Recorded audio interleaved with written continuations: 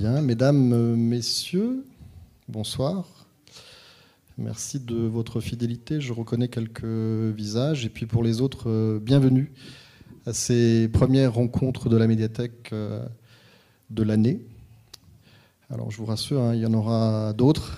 Il y aura d'ici décembre des conférences, des projections. On tâchera d'organiser ça malgré les difficultés qui peuvent nous toucher dans le monde culturel. Alors ce soir, nous avons la chance de recevoir, je vais être galant, je vais commencer par les dames, Catherine Sabineau, qui est ethno-écologue, anthropologue, et Mathieu Juncker, officiellement biologiste marin, mais qui, si j'ai bien compris, a beaucoup d'autres talents, vous le verrez ce soir. Alors il m'a dit qu'il allait jongler, mais ce n'est pas tellement pour ça qu'on l'a invité. Il photographie. Et puis, apparemment, il a de qui tenir, puisque vous verrez aussi des aquarelles absolument magnifiques, dont celle qui illustre l'affiche de la conférence. Aquarelle de Bertrand Juncker, son papa. Cette conférence s'inscrit dans dans la lignée d'une autre opération, qui est une exposition qui, d'ailleurs, a toujours lieu au Centre culturel de Chibaou, en l'occurrence en salle Kavitara, des récifs et des hommes pêcher pour exister. Alors ce travail est le fruit d'une collaboration avec un département du centre, qui est le département recherche et patrimoine, dirigé par Emmanuel Chibaou. Et si on parle des enquêtes de terrain qui ont été faites notamment à l'île des Pins, j'aimerais citer le nom d'une personne qui a beaucoup participé, et d'ailleurs dont vous retrouverez l'identité dans le PowerPoint, c'est Floriane Comboiré. Donc elle n'est pas là ce soir. On la salue par écran interposé, puisque vous avez dû voir, on est filmé ce soir. Ce qui veut dire que le partenariat qu'on a avec la chaîne Calédonia a été reconduit. Donc pour ceux qui ne seraient pas là ce soir, la conférence est enregistrée pour nous, mais aussi par Calédonia, et sera diffusée dans les jours, les semaines qui viennent. On ne connaît pas encore la date. Et ensuite sur leur chaîne YouTube. Pour ce qui est de notre enregistrement, il est disponible sur le mode sonore. Si vous allez sur notre site web, adck.nc, vous avez la possibilité d'écouter presque 200 interventions maintenant, depuis que le temps que les conférences sont organisées, des conférences récentes et même plus anciennes du temps de la DCK à Nouville, c'est vous dire. Donc ce soir, il sera question de pêche et de pêcheurs, pêche sous toutes ses formes. Vous verrez sur le mode récréatif, nourricier, coutumier et j'en passe. Je ne vais pas déflorer le sujet, puisque c'est un peu la raison pour laquelle on a fait venir Mathieu et Catherine. Je voudrais juste signaler qu'au terme de cette conférence, qui durera 3-4 heures, d'après ce qu'on a dit, vous pourrez évidemment intervenir. On sera deux de part et d'autre de la salle à vous proposer un micro pour que votre question soit entendue d'un côté, mais surtout enregistrée. Et puis que, par rapport aux défis qui leur sont posés, ces messieurs-dames puissent répondre du mieux qu'ils peuvent. Une dernière petite chose, alors on n'était pas situé au même endroit, mais devant la salle Sissia, vous avez également une table avec de la documentation. Cette documentation, elle est issue de la médiathèque du centre culturel. Donc là, la documentation était censée illustrer le sujet de ce soir, mais bien entendu, il y a bon nombre de documents qui sont disponibles. Si vous allez sur nos catalogues, il y a plus de 45 000 notices qui sont accessibles, y compris en termes de collecte du patrimoine oral, d'iconographie ancienne, et j'en passe. Donc je vous invite à consulter ce catalogue, à venir nous voir, boire un café avec nous, je ne sais pas. Pour en connaître davantage sur le pays et la région qui nous entoure. Voilà, merci de votre attention et puis à tout à l'heure pour les débats. Je vous rends le micro.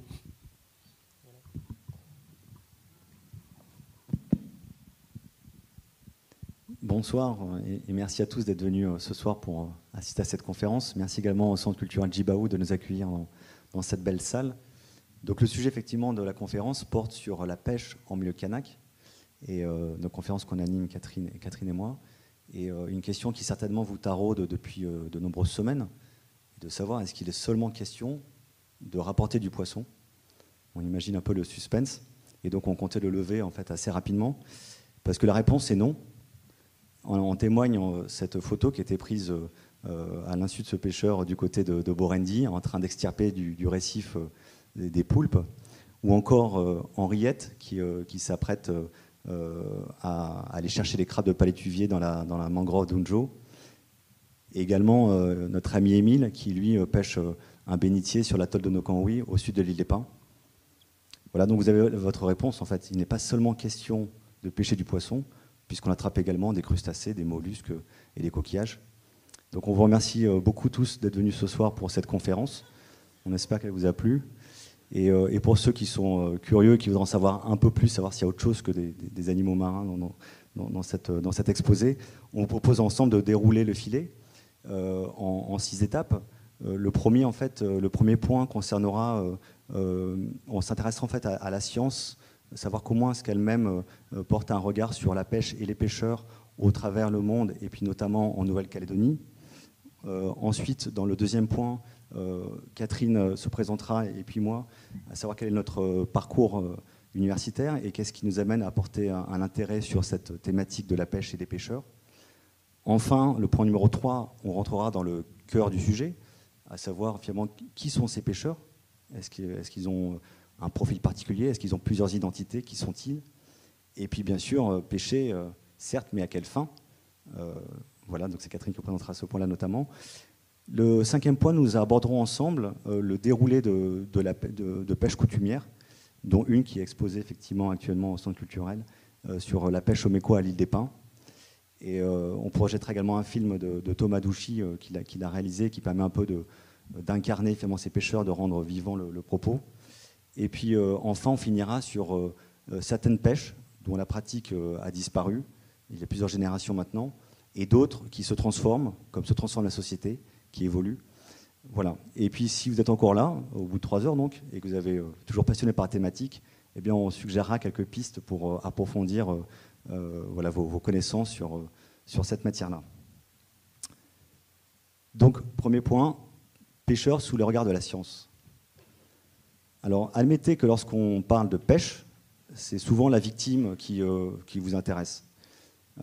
Et on a finalement en mémoire l'un et l'autre d'avoir X fois entendu, en faisant des enquêtes auprès des villages ou des tribus, j'ai un dawa, il était gros comme ça, celui que j'ai attrapé, ou bien c'était un bon, mais il y avait des picots partout, c'était damé, ou encore des langoustes sur la grotte, celles qui sont rouges avec des petits points blancs, et j'en passe. Ce qui est intéressant, c'est de constater que lorsqu'on parle effectivement de pêche et de pêcheurs, c'est souvent sous l'approche finalement des prélèvements, de l'exploitation des ressources marines. C'est une approche presque halieutique. Alors, les scientifiques font la même chose, c'est pas non plus aberrant, on est sur les territoires insulaires du Pacifique Sud, et l'essentiel des ressources, des ressources protéiques sont effectivement tirées du lagon et récifs. Donc ce sont effectivement, il y a beaucoup d'études de stock qui se font ici en Calédonie, mais ailleurs aussi à Wallis et Futuna, au Vanuatu, au Fidji, etc. Donc c'est une thématique importante, ça répond à un vrai besoin effectivement d'alimentation, de sécurité alimentaire, et donc on trouve un grand nombre de documentations, de publications sur le thème en fait, sur ce sujet-là. Et ces questions effectivement souvent reviennent, quelles espèces, à quel moment de l'année, en quelle quantité, à quelle saison, etc. etc. C'est souvent sous ce prisme-là en fait qui est abordé finalement la pêche et les pêcheurs. Ce soir, avec Catherine, on souhaitait en fait porter un regard différent. À notre sens, et en tout cas également au sens des Kanaks qu'on a pu enquêter, la mer, c'est pas seulement un vivier. Certes, on y retire, enfin on y extrait des ressources pour se nourrir, mais c'est également une autre dimension, une dimension à la fois patrimoniale. La mer, c'est aussi le prolongement de la terre, on en parlera également tout à l'heure. C'est également un espace dans lequel en fait, se crée du lien, on entretient du lien social au sein du clan ou entre les clans. Et donc c'est ce regard-là qu'on va porter ce soir sur la pêche et les pêcheurs. Et je vais laisser la parole à Catherine qui va vous exposer ce qu'apportent les sciences humaines et sociales. Merci Mathieu. Je vous remercie aussi tous d'être présents et je remercie aussi le centre Djibaou de nous avoir accueillis. Oui, l'apport des sciences humaines et sociales, il est important pour comprendre pas seulement les poissons, mais aussi ceux qui en vivent et tous les liens qu'ils peuvent avoir avec. Et en particulier en Nouvelle-Calédonie, il y a eu peu de travaux en sciences sociales sur ces questions-là. On a eu dans les années 80 Isabelle Leblic et sa collègue Tolière Preston qui ont travaillé sur la pêche aussi dans le sud. Et on a des écrits éparses qui racontent un petit peu la pêche. On verra qu'on en a quelques-uns qu'on a utilisés dans le diaporama. Mais c'est pas quelque chose qui a été très approfondi. Pour autant, ça a été le cas dans d'autres pays. Donc là, on propose d'aller un peu au-delà avec ce travail principalement porté sur les pêcheurs du Sud. Je m'attendais à ce que tu veux. Donc j'en profite du coup pour me présenter un petit peu plus, puisqu'on présente nos parcours pour montrer comment on a réussi à croiser nos regards sur ces pratiques-là. Donc, comme le disait Manu, je suis ethno-écologue et anthropologue, et je travaille spécifiquement sur la question du lien à la mer et de la pêche. Donc, j'ai mené des études sur les littoraux et les îles de l'Atlantique et de l'océan Indien avant d'arriver ici, il y a 5 ans. Et depuis que je travaille en Nouvelle-Calédonie, j'ai travaillé un peu sur tout le territoire, et qui est très très riche. Et on verra aussi tout à l'heure qu'il y a plein de manières de voir la mer, il y a plein de manières d'aller y pêcher. Et selon les lieux, si on est sur la Grande Terre, si on est sur les îles, si on est dans telle ou telle tribu, ça va être différent. Donc c'est intéressant d'aller décrire ça. Donc on le fait pourquoi on le fait pour mieux comprendre, puisque décrire et comprendre comment fonctionne la société, c'est quelque chose qui nous anime.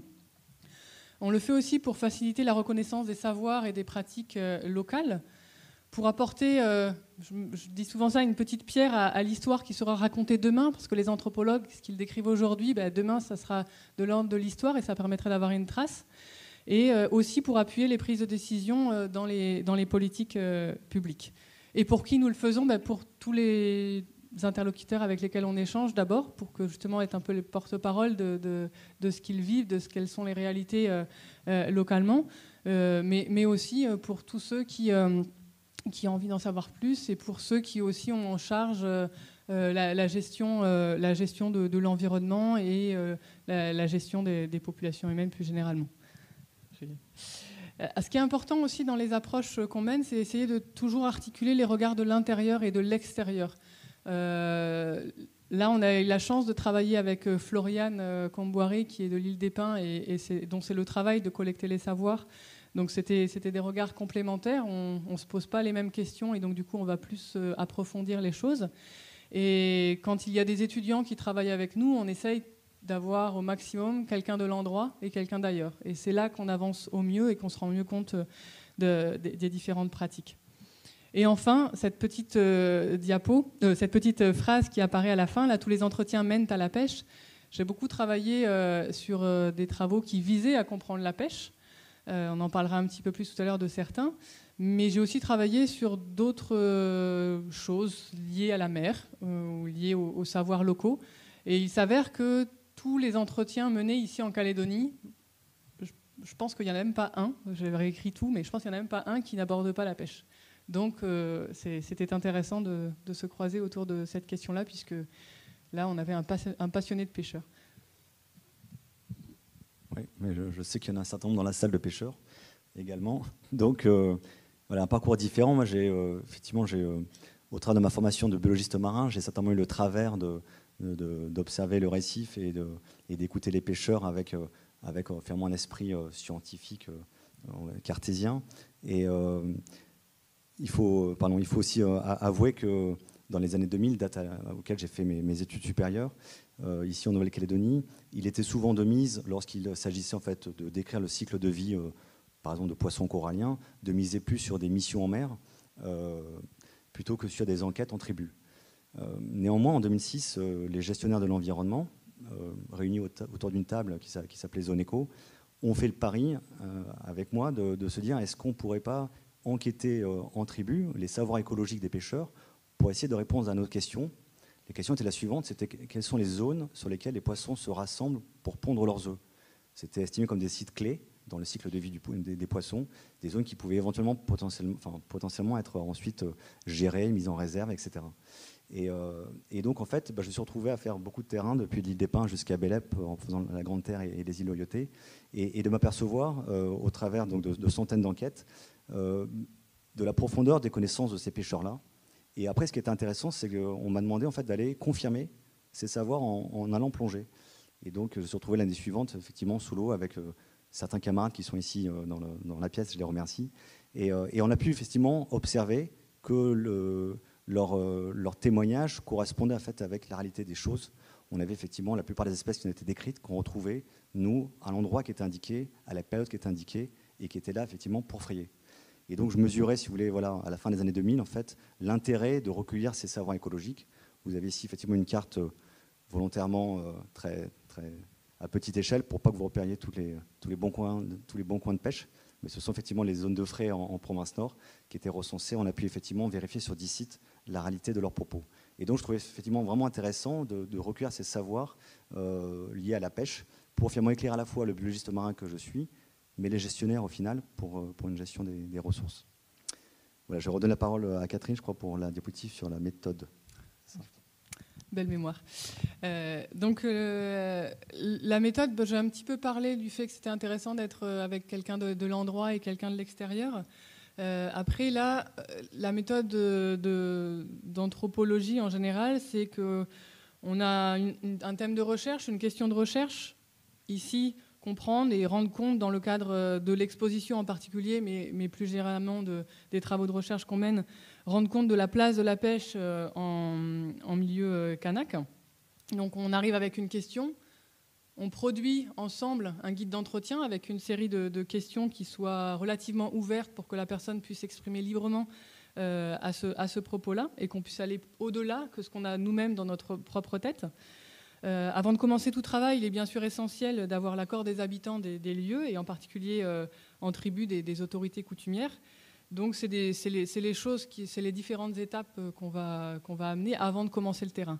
Je parlais de ce travail en particulier que nous avons mené en coopération avec le département Recherche et Patrimoine de la DCK, dont les principales missions qu'on a remis entre guillemets ici sont la mise en valeur des opérations de collecte et de recherche, plus particulièrement dans le domaine du patrimoine kanak immatériel, et participer à la diffusion, la réflexion, le développement et la valorisation de ce patrimoine. Donc là, on se croisait dans les approches de collecte et on allait au-delà dans tout ce qui est valorisation, en partenariat avec Mathieu qui nous a accompagnés sur le terrain. Donc on a fait vraiment une équipe original, tous les trois à mener des enquêtes. On a Thomas qui a filmé aussi un petit peu et le papa de Mathieu qui a aussi pris des dessins. Et tout ça, ça a amené des éléments. On a enregistré, on a retranscrit tous les entretiens au mot à mot pour quand on parle aujourd'hui ou quand vous allez voir l'exposition ou pour ceux qui l'ont déjà vu, ce sont les propres mots des pêcheurs qui sont utilisés pour respecter ces mots-là. Et puis ensuite, on valide avec eux ce qui a été présenté notamment dans l'exposition. On a validé les textes avec les principaux interlocuteurs.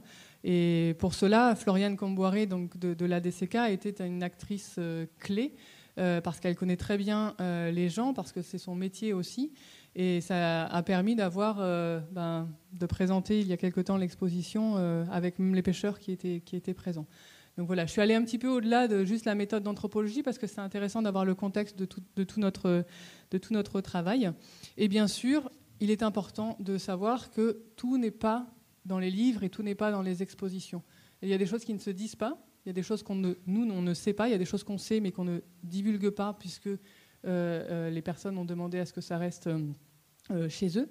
Donc ça, c'est vraiment des choses auxquelles on est attaché. Et dans le cadre de ce travail, il y a eu des signatures, des demandes d'autorisation qui ont été faites. Voilà, je pense qu'on peut passer à la diapo d'après, qui est encore avec moi la parole. Donc, qui sont les pêcheurs kanak ? On a plusieurs éléments à partager là. Donc, cette première diapo, elle montre quelques images de personnes d'Unjo, Tiga et Borindi. Donc, on voit qu'il y a des femmes, il y a des hommes, il y a des jeunes, il y a des moins jeunes. On sait que les pratiques de pêche, elles sont souvent différentes selon son âge et selon aussi si on est une femme ou un homme. Les lieux sur le platier sont bien plus pratiqués par les femmes, même si les hommes y vont aussi un petit peu pour la pêche au coquillage, par exemple. La pêche à la plongée est plus faite par les hommes, mais il y a quelques femmes qui le font. Donc c'est intéressant de voir que selon les lieux où on est, selon la famille dans laquelle on est né, selon les moyens qu'on a à sa disposition, on va être en lien avec le récif et aller pêcher de manière différente. On apprend pour pouvoir pêcher, et bien souvent on apprend en regardant, en pratiquant. C'est les premiers mots vraiment que les gens sortent. D'abord je regarde et après je fais. C'est vraiment, et ça c'est quelque chose qui, j'en reparlerai tout à l'heure, mais c'est quelque chose qui n'est pas unique ici en Calédonie et non plus unique aux pêcheurs kanaks. Bien souvent d'abord il y a un apprentissage en regardant, en pratiquant. Et selon les pêches, on y va plus ou moins jeune. On apprend aussi les indicateurs écologiques. Donc ici, la plupart d'entre vous doivent être au courant qu'il y a la baleine qui annonce des différentes choses par rapport au champ et par rapport à la fête de l'igname, par rapport à l'igname. Mais il y a aussi des indicateurs écologiques, des floraisons sur Terre qui vont annoncer que tel poisson apparaît. Donc ça, c'est des choses que les gens connaissent et transmettent de génération en génération. J'ai mis une petite citation d'un pêcheur de Koumak là, qui montre les savoirs écologiques fins que chacun a, en particulier là, par rapport à la pêche des grosses sardines. En dessous des sternes, il y a des anchois et donc des thasards. En dessous des pétrels, il y a des grosses sardines. Donc on sait bien identifier ce qu'il y a sous l'eau en observant ce qu'il y a sur terre ou dans les airs. Et selon les endroits, selon ce qu'on a vu, selon ce qu'on va pêcher, on va utiliser différents outils. Merci Catherine pour cette transition. Donc moi j'ai raccroché le wagon d'avant. Donc vous avez compris en fait qu'il n'y avait pas une identité pêcheur, mais qu'elles étaient multiples. Et on va retrouver cette même diversité, si vous voulez, au niveau des outils de pêche. Alors bien sûr, selon que ce soit un homme ou une femme, que ce soit un vieux ou un jeune, ce ne sera pas nécessairement les mêmes outils. Mais les outils sont avant tout adaptés également à la cible. Donc les poissons, on peut les pêcher avec une ligne de fond, avec une palangrotte, avec une seine, avec un saguet, une saguée, etc. Et puis on trouvera effectivement d'autres outils, si vous voulez, pour d'autres organismes, mollusques et crustacés. Donc l'idée, c'était juste de vous montrer, en fait, tout comme les profils sont variés, on a également en fait, une grande diversité d'outils. Et encore, là, c'est les plus rustiques. Je pense qu'aujourd'hui, des GPS coupés avec un sondeur sont quand même également largement utilisés, y compris en milieu kanak. Mais s'il y a une diversité, un éventail de profils et d'outils, il me semble intéressant en fait, de montrer, de mettre en exergue qu'il y a également un certain nombre de points communs, de caractéristiques de la communauté de pêcheurs.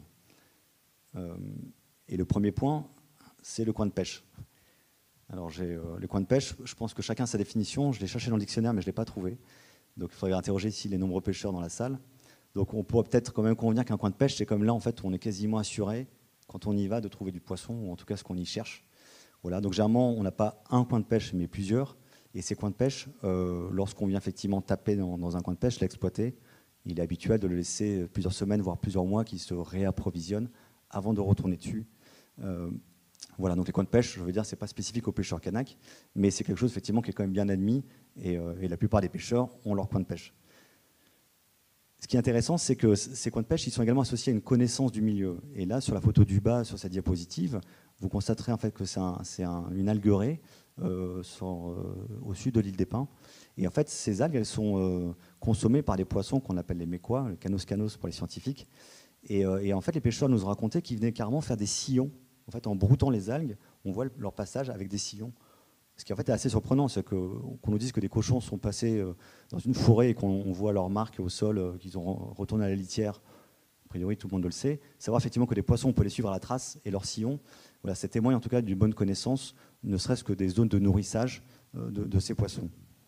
Le deuxième point, qui n'est pas non plus une révélation, c'est que lorsqu'on part pêcher, effectivement, on est quand même assez attentif aux conditions. En tout cas, généralement, on l'est lorsqu'on a un bon pêcheur. Et donc, il y a effectivement les questions de météo. Donc, sans consulter nécessairement le site de météo.nc. En tout cas, vous irez quand même voir quelle est la force du vent, quelle est son orientation, ou encore quelle est la nébulosité, la lune ou le soleil. Mais également, bien sûr, l'état de la mer, la marée, le courant, sa direction, la houle, etc. Bref, vous allez finalement définir le coin de pêche sur lequel vous sortez en fonction de ces paramètres environnementaux, basiquement. Ce qui est plus intéressant dans le cas de cette conférence, c'est qu'on remarque en fait qu'il y a une répartition, si vous voulez, des pêcheurs dans l'espace. À savoir que plusieurs fois, il était témoigné notamment aux îles Loyauté que les pêcheurs dotés de moyens navigants, de bateaux, eh bien, vont exploiter la ressource plus au large, laissant finalement aux pêcheurs vivriers du bord de mer exploiter le platier qui est juste devant eux. Donc il y a une répartition spatiale qui va se faire de la pêche de manière assez naturelle en milieu kanak. Et une notion qui est très forte et qui est vraiment cruciale, en fait, c'est la notion en fait, de coin, de lieu autorisé. La perception effectivement kanak et que, comme on l'a dit tout à l'heure, le récif est le prolongement en fait, de la terre. Et de fait, il y a des propriétés également foncières en mer. On ne va pas ouvrir le débat sur le domaine public maritime, j'en vois qui sourit là-bas. Mais en tout cas, c'est cette perception-là, en fait, c'est que le récif qui est effectivement là-bas est sous la propriété de tel clan ou de telle tribu. Et donc, on va y pêcher parce qu'on est effectivement chez soi. Éventuellement, on n'est pas chez soi, mais en fait, on a demandé l'autorisation à un autre clan, un clan allié ou à une autre tribu, de pouvoir pêcher là pour un événement particulier. Et donc, de fait, si vous êtes autorisé, vous pourrez aller pêcher là-bas. Et lorsque vous croisez en fait l'ensemble de ces critères, vous comprenez en fait que la géographie de la pêche est relativement complexe. Elle dépendra donc de la météo, de la connaissance du lieu, d'une autorisation, etc. En fait. Voilà effectivement comment ça s'explique. Il est intéressant effectivement de considérer ça dans ce milieu kanak. L'autre point qui... Ah non, pardon, c'est toi Catherine.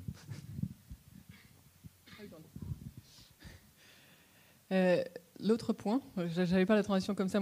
En fait, on a vu des visages, on a vu des outils et des techniques, mais ces pêcheurs, ils se définissent aussi par les liens qu'ils ont avec l'océan, avec les autres humains et aussi avec les non-humains. L'océan, il a en fait une valeur, il a un sens qui va bien au-delà des ressources halieutiques qu'il offre aux hommes. Il est aussi un monde invisible qui est habité par des esprits, des ancêtres, des chemins des morts. Certains d'entre vous connaissent bien cela et d'autres en ont peut-être entendu parler. En tout cas, c'est un lieu qui fait le lien entre les gens. Il y a des clans qui s'identifient à un élément qui n'est pas humain et qui est présent dans l'océan, qui peut être végétal comme animal.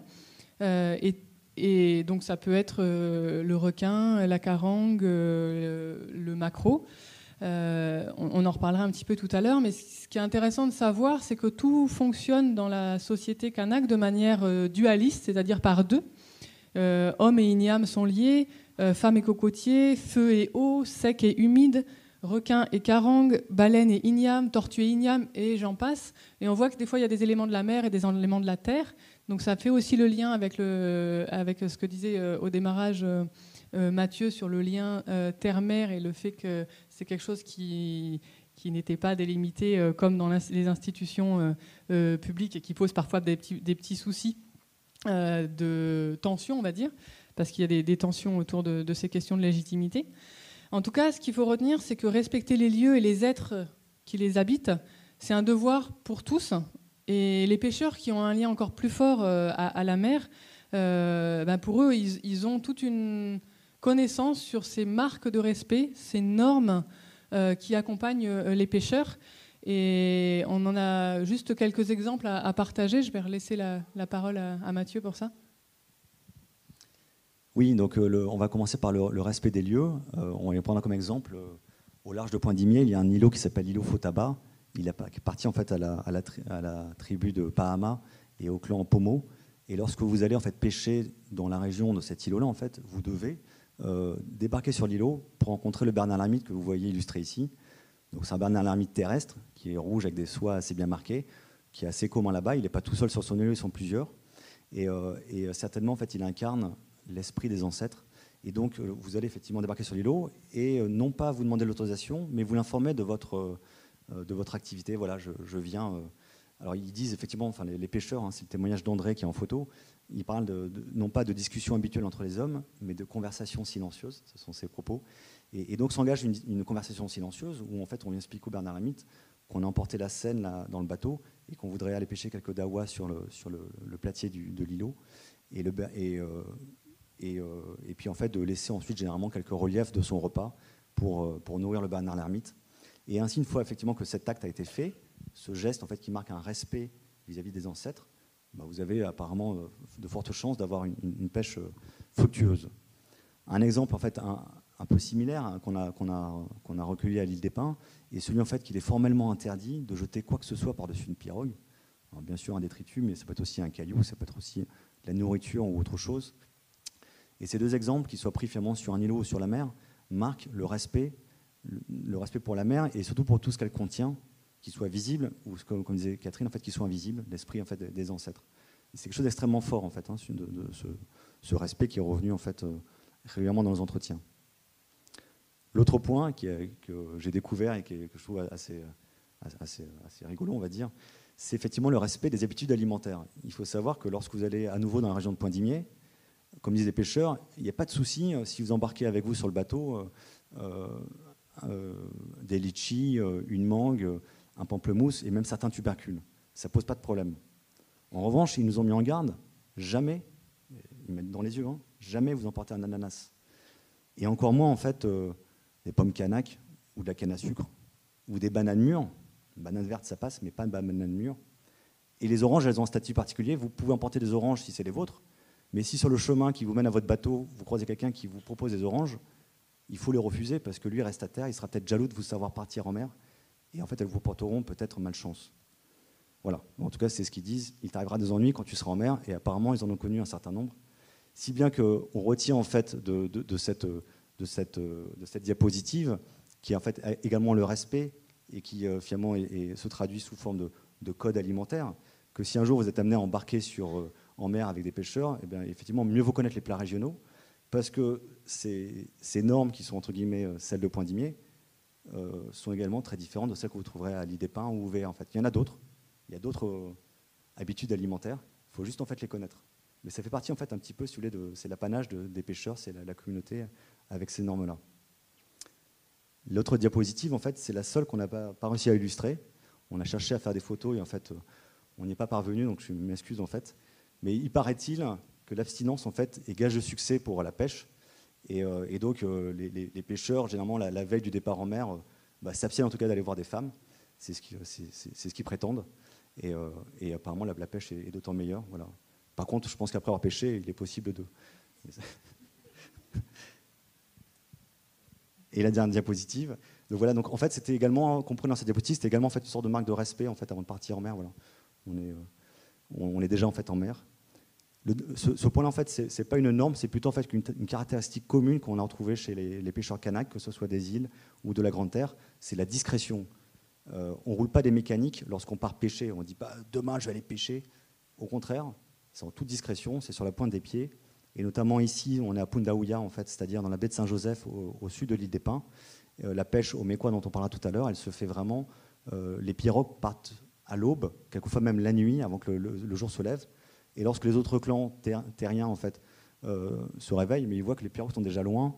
Et donc, en fait, voilà, c'est apparemment une condition nécessaire pour également faire une bonne pêche, c'est de ne pas venir finalement fanfaronner, comme ils disent. On a trouvé également un autre témoignage qui a un siècle dans un ouvrage de l'Oblique. C'est Emma Hadfield qui raconte en fait à Lifou: cela portait malheur d'offrir à un pêcheur de porter son panier, de vouloir aller avec lui ou de lui demander quand est-ce qu'il comptait rentrer. Agir comme cela provoquait de la malchance et sûrement un panier vide. Voilà, donc ça, en fait, c'est assez intéressant de voir que le constat aujourd'hui finalement est peu différent de celui d'hier. Et en fait, on rentre un petit peu, si vous voulez, dans le caractère superstitieux des pêcheurs, et qui n'est pas forcément effectivement le propre des pêcheurs canaques. On n'osera pas dire le nom de lapin, on n'osera pas siffler sur un bateau russe, on n'osera pas effectivement trinquer sur d'autres bateaux. En fait, ça fait venir le vent. Enfin, il y a d'autres malheurs qui peuvent arriver. Voilà. Bon, en tout cas, on retrouve en Nouvelle-Calédonie également cette caractéristique. Et avant de passer à la diapo suivante, c'est aussi ces pratiques d'être discret, de respecter certaines normes. C'est une norme aussi d'être discret dans le sens on doit le faire pour que ça marche. C'est quelque chose aussi qui est encore plus amplifié quand c'est des espèces à forte valeur, quand il y a des pêches coutumières ou autres, c'est des choses où on va encore plus être attentif à respecter cela, en particulier pour l'abstinence d'ailleurs. Les chasseurs de roussettes aussi ont des normes similaires par rapport à ce qu'il faut manger. Quand on va au champ aussi, qu'est-ce qu'on amène. Enfin, tout ça, c'est assez bien réglé. Et c'est quelque chose qui est important de connaître quand on est quelque part, parce que même si, que l'on soit kanak ou pas kanak, bien souvent, ces normes-là, elles sont bien connues par tous les gens qui habitent le lieu. Et quand on va ailleurs, on va demander c'est quoi chez vous, comment on fait. Et bien souvent, c'est le même type de normes, mais ça va toucher d'autres aliments, d'autres espèces, d'autres... il faut que tu fasses... Donc voilà. Et cette diapo-là, qu'on a intitulée « Normes d'ici et normes d'ailleurs », c'était aussi pour reprendre un petit peu du recul par rapport à tout ce qui se fait sur la planète dans le monde des pêcheurs, on va dire. Comme le disait Mathieu, il y a des choses à ne pas dire sur les bateaux. Et au niveau des pêches, les petits points qu'on a relevés ici sur les normes avant d'aller pêcher et celles en mer, on les retrouve bien souvent chez tous les pêcheurs du monde. Elles vont être légèrement différentes, mais il va y avoir des normes. C'est quand même un monde qui est moins stable que la Terre, et où c'est encore plus, je trouve que c'est encore plus présent, et encore aujourd'hui, l'absolue nécessité de les respecter pour que tout se passe bien. C'est moi qui continue. Oui. Donc cette partie-là, c'est donc pêcher à quelle fin ? Donc bien que ce soit moi qui la présente, le jeu de mots est de mon voisin, c'est lui le plus fort en jeu de mots. Donc là, on va parler que la pêche, c'est pas seulement pour manger, bien que ça le soit aussi. Donc on a intitulé ça à la fois pêche nourricière, récréative, économique et identitaire. Donc on va aller tranquillement de l'une à l'autre avec quelques photos pour illustrer. Donc bien sûr, et on l'a montré, pêcher pour manger pêcher, c'est pour manger à la maison et nourrir son foyer ou nourrir les invités. On regorge de différentes recettes pour apprêter le poisson. Pêcher, c'est aussi pour le plaisir, pour connaître. Donc, bien souvent, d'ailleurs, quand on va pêcher pour se nourrir, il y a aussi une partie de plaisir de partir à la pêche. Pas tout le temps, dans des mauvaises conditions, mais en général, c'est plutôt aussi le plaisir. Et c'est aussi ces moments où on prend le temps aussi pour connaître, pour observer, pour remarquer des changements. Donc les pêcheurs, ils ont des savoirs écologiques, comme le disait Mathieu au départ, sur lesquels il a travaillé il y a quelques années dans le cadre de Zone Éco. Hein. Mais ils ont aussi ces savoirs écologiques sur les changements. Eux, ils observent, ils plongent régulièrement, ils pêchent régulièrement. Donc, ils vont avoir un suivi aussi de ces transformations qui sont souvent très, très intéressants à connaître. Et c'est pour ça que les normes de gestion des territoires et des espaces au niveau coutumier, elles sont très dynamiques. On va ouvrir une zone, on va la fermer, et bien souvent, c'est pour pouvoir avoir du poisson plus tard, pour pouvoir recevoir du monde. Donc le choix de mettre des réserves, c'est une fonction sociale, une fonction s'assurer de pouvoir recevoir des gens, de pouvoir faire l'intronisation des chefs en ayant le poisson qu'il faut. Et donc on va avoir des zones avec des réserves qui tournent pour ça. Je m'égare parce qu'on est au-delà du récréatif, mais comme on va raborder ça après, c'est important de le dire. On pêche aussi, bien sûr, pour gagner des pièces. Pour avoir de l'argent. Donc plusieurs pêcheurs le font un petit peu. Et il y a aussi des pêcheurs qui ont choisi d'avoir le statut de pêcheur professionnel et qui en vivent et qui sont sur les marchés. On voit que c'est toujours bien sûr du poisson, mais aussi d'autres ressources de la mer. Les pêches économiques, elles sont aussi bien souvent identitaires. En fait, c'est rare qu'on fasse que l'une des quatre. C'est toujours assez lié. Et là, j'ai mis une petite carte qu'on a créée dans le cadre d'un projet qu'on fait pour la province Nord, où ils nous ont demandé de faire un certain nombre d'enquêtes. On a rencontré 150 pêcheurs professionnels pour faire un peu une analyse de la pêche professionnelle et de l'appui que la province donnait à ces pêcheurs. Et dans le cadre de ce projet-là, qui est en cours, qui se terminera à la fin de l'année, on a fait cette carte-là qui représente ce qu'une vingtaine de pêcheurs professionnels de Puebo, Poum et Bélep ont pêché et envoyé ailleurs en Calédonie. Donc on voit, pas forcément en vendant d'ailleurs, parfois en vendant, parfois en don, on voit que la destinée des poissons, elle est assez variable. On voit qu'elles traversent toute la Grande Terre, qu'elles vont aux îles. Et c'est aussi une manière d'entretenir les liens sociaux Donc là, ça concerne les pêcheurs Kanak, mais aussi tous les autres. On a mis quelques items ici où arrive le poisson, au marché, dans les fêtes touristiques, à la poissonnerie parfois. Il n'y en a pas beaucoup en Calédonie. Pour les bingos, pour les fêtes religieuses, pour les fêtes coutumières et aussi pour la famille.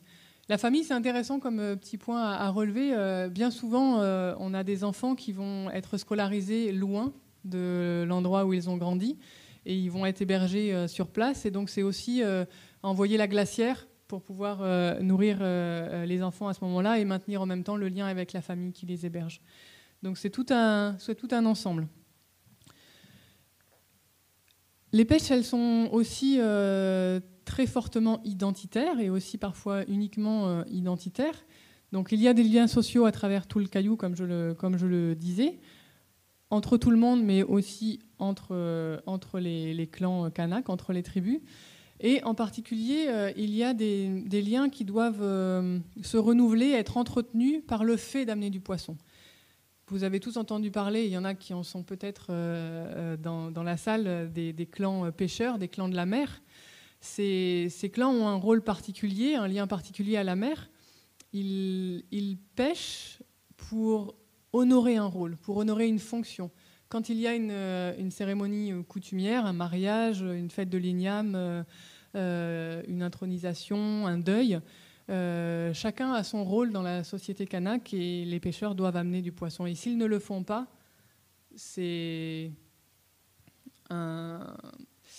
ils perdent un petit peu leur honneur. Donc c'est quelque chose auquel ils tiennent énormément et on verra qu'il y a certaines espèces en particulier qu'ils cherchent à amener. Donc c'est pour ça qu'on a intitulé l'exposition aussi « Pêcher pour exister », parce que si on ne fait pas ce qu'on doit faire, on n'est plus. Donc c'est cela qu'on voulait dire par le terme pêche identitaire et par pêcher pour exister. Et en particulier les espèces qui sont recherchées pour les coutumes, donc certaines fêtes dont je parlais tout à l'heure, on va les nommer les vrais poissons. Alors c'est une traduction littérale. On n'a pas travaillé sur toutes les langues, mais j'ai pu remarquer que dans au moins 4 langues avec lesquelles j'avais travaillé, puis en discutant avec les autres collègues, ça se retrouvait très, très fréquemment. Quand on décortique le mot, c'est-à-dire qu'on le traduit littéralement, quand on parle des poissons pour la coutume, ça va être le vrai poisson. On verra deux exemples tout à l'heure. Donc ces poissons, qu'ils soient poissons ou tortues d'ailleurs, qui sont aussi un autre type de poissons, ils sont des traits d'union. Ils sont des traits d'union, des liens entre les clans, des liens avec le monde invisible, avec les ancêtres, ceux dont on parlait tout à l'heure, ceux qui sont sous l'eau, ceux qui sont vivants. Donc ça matérialise un lien qui est renouvelé à chaque fois qu'on fait une cérémonie et où ça compte pour ceux qui doivent le faire de pouvoir le faire. Donc, je vais parler d'une première espèce qui est la tortue verte et je laisserai le micro à Mathieu pour les autres.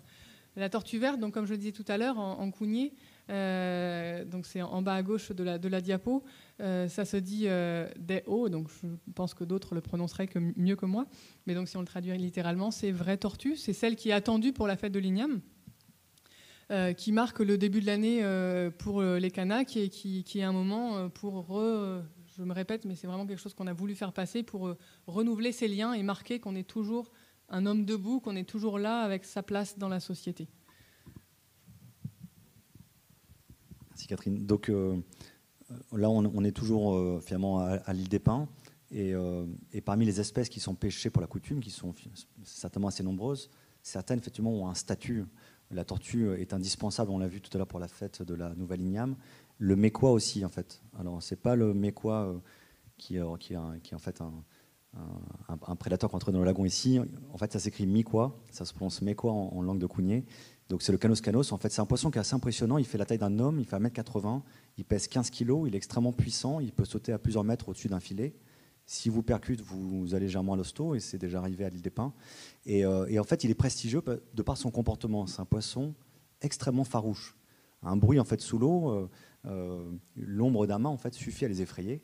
Et donc vous imaginez en fait que lorsque vous allez pêcher ce poisson en pirogue, lorsque vous connaissez la rapidité de ce poisson et l'inertie d'une pirogue, d'autant plus que les pirogues à ce moment-là sont à la perche pour éviter justement que la voile fasse de l'ombre et effraie le poisson, il faut effectivement user d'une sacrée stratégie et connaître vraiment le comportement du poisson pour venir le cerner et récolter effectivement ce poisson. Donc voilà, c'est un poisson qui est pêché pour des fêtes coutumières, parfois pour la nouvelle igname, mais d'autres fois pour des fêtes lorsqu'elles tombent, on va dire, entre le mois de juin et de septembre, qui est la période à laquelle ce poisson vient monter sur les plateaux de l'île des Pins. On retrouve ce poisson partout en Nouvelle-Calédonie. Il s'appelle le you à Bélep, dans l'aire de Haute-Mawap.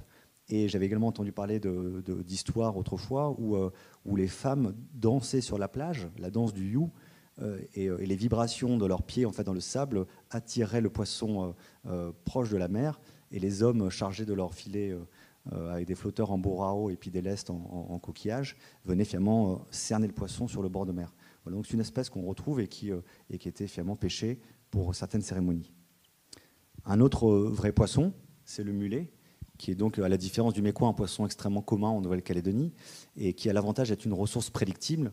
Ce poisson, en fait, il y a des endroits sur lesquels en fait, il se développe et vous êtes quasiment sûr de le trouver là et toujours là. Et donc, il est également recherché pour la fête de la nouvelle igname, ici, comme l'illustre la photo. Voilà, c'est un poisson, je vous dis, qui a l'avantage en fait, que même lorsqu'il fait mauvais, lorsqu'il y a du gros temps et qu'on ne pourra pas aller pêcher en fait, ce qu'on veut, on le trouve dans des fonds de baie, on le trouve dans des endroits abrités, donc entre guillemets, il peut toujours être pêché. Enfin, la dernière espèce qu'on vous présente, c'est le dawa, donc, qui est bien connu effectivement de la Nouvelle-Calédonie et en particulier également dans le sud. C'est une espèce dont on entend beaucoup parler du côté d'Yaté, à Touaourou-Goro, tout comme à l'île des Pins, et qui également accompagne la cérémonie coutumière. Bon, on nous a dit, en fait, on nous a raconté qu'il était quand même a priori moins prisé que le mécois, moins prestigieux, mais il présente en fait l'avantage d'avoir la même hauteur de corps, c'est-à-dire, c'est ça la hauteur de corps en fait, que le mécois. Et donc, si vous revenez bredouille du mécois, avec le même filet, vous pouvez éventuellement attraper des dawas. Voilà, donc c'est un poisson qui s'attrape également pour ses pêches coutumières. Retenons de ces 4 espèces, la tortue, le mécois, le mulet et le dawa, en fait, que ce sont des espèces qui peuvent fournir une chair abondante. Une tortue, une grosse tortue telle que celle qu'on a vue sur la plage, ça peut nourrir une centaine de personnes. Les poissons dont on parle, ce sont des poissons grégaires qui vivent en banc. Et donc, si vous cernez un banc, vous êtes tout à fait en fait, à même de pouvoir nourrir une tribu entière, quelques centaines de personnes éventuellement. Voilà. Et donc, ce sont effectivement ces espèces-là qui sont en particulier visées pour des cérémonies coutumières. Le 5e point, en fait, il porte sur le déroulé de la pêche. Donc, je vais en parler rapidement, et puis ensuite, on projettera un petit film qu'a réalisé Thomas qui dure 7 minutes. Alors, le déroulé de la pêche, il faut savoir d'abord qu'on va parler de pêche coutumière. Je regarde le timing. Voilà. On va parler de pêche coutumière. Il faut savoir en fait qu'elles sont multiples, que ce n'est pas une espèce ni un outil, ce sont différentes espèces et différents outils. Ici, ils sont illustrés sur ces quelques aquarelles. À gauche, vous avez la pêche à Mafatou, qui sont des falaises au sud d'Ouvéa, sur lesquelles les pêcheurs autrefois attrapaient des maquereaux à l'aide de gaules. Au milieu, vous avez en fait un radeau sur une rivière qui s'appelle la Lunga, du côté de Gomène, et les mulets effrayés par les hommes et les femmes qui faisaient du tapage autour, sautaient sur le radeau et se faisaient assommer. Et puis à droite, vous avez la pêche à l'île des Pins avec un repérage du banc de mécois depuis le sommet du mât. On comprend bien effectivement donc, différentes espèces, différentes techniques, mais là encore, on trouve un certain nombre de points communs. Une pêche coutumière, c'est une pêche qui est collective. Elle intéresse en fait un groupe de personnes, qui peut effectivement être un clan, plusieurs clans, une tribu. C'est pas une pêche qui s'improvise, la pêche coutumière. Elle est en fait organisée, elle est préparée longtemps à l'avance. Et cette organisation, c'est également en fait une des spécificités, on va dire, des pêches coutumières en milieu kanak. Et puis enfin, et ça Catherine a assez insisté dessus, je vais pas revenir. Enfin voilà, elle porte un sens en fait qui dépasse, vous l'avez compris, le simple fait de rapporter du poisson. Voici pour ces pêches coutumières. Et donc l'exposition au Centre culturel Djibaou, elle traite en fait de la pêche au mécois notamment. Ici, vous avez une frise en fait. Retenons simplement que on a vu que ce poisson, donc on allait le pêcher tôt le matin sans faire de bruit en partant en pirogue, souvent accompagné aussi de bateaux à moteur. Lorsque effectivement le poisson est repéré sur le récif, les pirogues se mettent à couple et attachent en fait ensemble leur filet. Et c'est un point sur lequel en fait je voulais insister ici. C'est vraiment une symbolique assez forte. C'est vraiment attacher les filets, c'est créer du lien en fait entre les membres du même clan. Et pêcher un mécois, en fait, il faut des très longs filets parce que c'est un poisson très rapide. Donc plus on a de filets, plus on a le temps de le cerner, ce poisson. Voilà. Et donc, une fois effectivement qu'il est cerné, que les filets sont attachés, eh bien, il faut effectivement le capturer. Voilà, donc il se fait carrément à bras-le-corps. C'est aussi assez étonnant, ou quelquefois avec une sagaie ou un fusil harpon. Et enfin, il est ramené à terre où il est distribué. Et également, ça c'est un point fort en fait, des pêches coutumières, c'est qu'il est distribué avec généralement en fait, une part pour la grande chefferie ou l'autorité coutumière. Donc à l'île des Pins, en fait, le débarquement se fait à proximité, on va dire, de la grande chefferie en baie de Saint-Joseph, à côté de la baie de Saint-Maurice. Et ensuite, les autres tribus de l'île des Pins, elles sont 8, sont également en fait approvisionnées dans ce poisson. Et enfin, les pêcheurs, qui eux-mêmes étaient sur les pirogues. Voilà, donc il y a vraiment, si vous voulez, un partage en fait de ce poisson-là. Et par ce partage-là, il y a une réaffirmation de dire voilà, je suis effectivement le clan de la mer, je suis Bodje, et donc en fait, je viens effectivement distribuer ce poisson-là, je joue ce rôle-là. Voilà, je vous propose donc, sans plus attendre, de regarder voilà, le film qui vient illustrer cette pêche-là. Alors simplement un petit mot en introduction, les premières images datent de 88. Elles ont été réalisées par Claude Bretigny, qui n'a pas pu être là ce soir, mais qui pense à nous. Et voilà, et donc on a un regard un peu rétrospectif. Merci. Île des Pins, 1988. Des hommes cherchent le poisson du ciel, le mekwa. L'espèce se rapproche des côtes à la fin de l'été. Les pêcheurs connaissent ces migrations. Ils guettent l'arrivée du poisson pendant des jours, des semaines. Quand ils le voient monter sur le récif, les pirogues partent à sa poursuite. Pêcher le mekwa n'est pas donné à tout le monde. C'est un poisson qui a la réputation d'être farouche, puissant et rusé. Même cerné, il peut s'échapper et parfois devenir dangereux.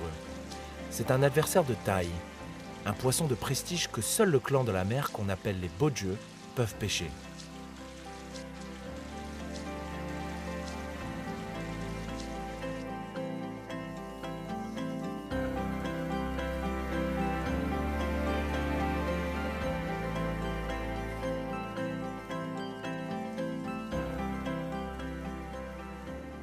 La pêche nourrit les hommes. La pêche coutumière à l'île des Pins nourrit les relations entre les clans. Elle joue un rôle essentiel dans l'organisation de la société. Elle permet de renforcer les liens entre les clans au travers d'échanges. Un mariage, un décès, l'intronisation d'un petit chef. Les Bodje se réunissent pour aller cueillir les fruits de la mer. Ils honoreront la cérémonie en offrant le produit de leur pêche. Quand on va à cette pêche-là, c'est le clan concerné qui va à la pêche. C'est pas tout le monde qui va à la pêche.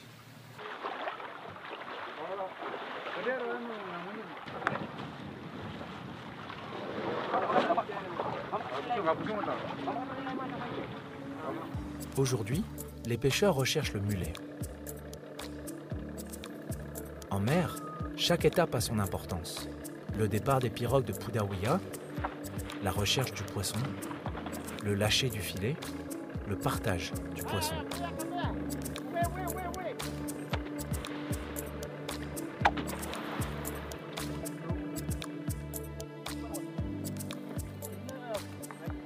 Cette organisation répond à des codes propres aux membres du clan de la mer. Elle renforce leur identité face au clan de la terre.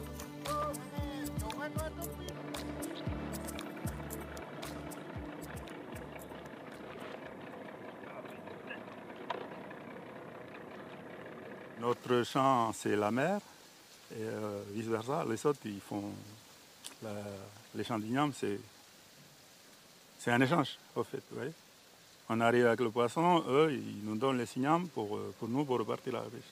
C'est comme ça le temps des anciens. Mekwa, tortue verte, mulet et dawa sont des espèces avec un statut particulier à l'île des Pins. Elles sont appelées démé, ce qui signifie vrai poisson. Elles sont recherchées pour accompagner les vrais ignames lors des cérémonies importantes. Ces pêches coutumières rappellent aux autres clans la fonction des Bodje au sein de la société Kounié. Elles sont au fond des pêches identitaires. C'est notre coutume, pour ainsi dire, c'est verrouillé. Depuis que les anciens nous ont donné ça, c'est verrouillé. Avec la fête des ignames, on dit toujours, il y a la fête des ignames, il faut aller à la pêche. C'est notre travail d'aller. C'est ça le sens du partage, quoi. Chacun mange un peu une igname du travail des autres. Voilà, c'est le travail.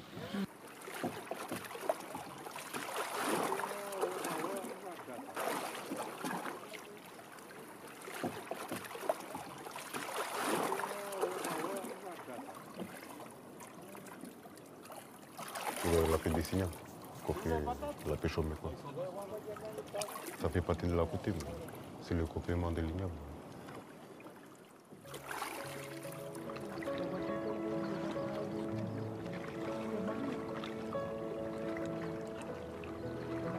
On va essayer de retourner ce Ita pour voir un peu le poisson, s'il y a du poisson. Ce poisson, il est fuyant. Il y en a un plus, ça y est, il part. Depuis 2011, la pêche au Mécois en pirogue s'est arrêtée. Plus de poissons, trop de bruit. La fréquentation des bateaux de touristes expliquerait leur disparition selon les pêcheurs.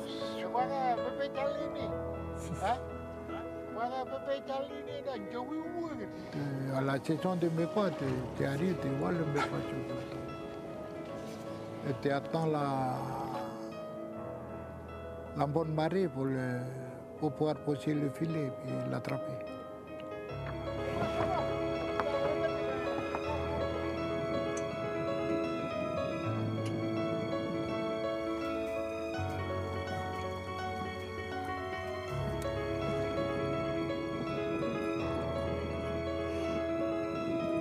Il n'y avait aucun problème il y a 30 ans.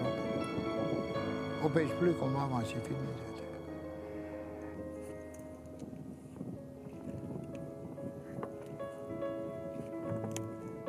La pêche au Mécois, c'est une époque révolue, alors On peut le dire, oui.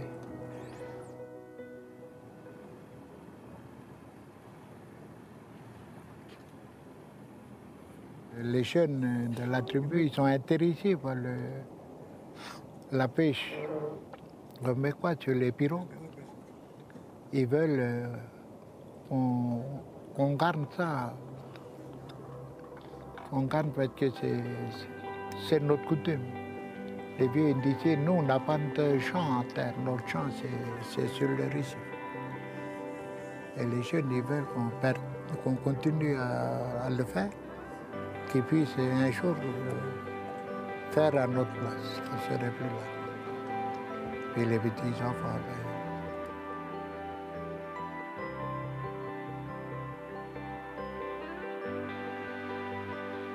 Pour de nombreux pêcheurs, la pêche coutumière au Mécois est indissociable de la pirogue.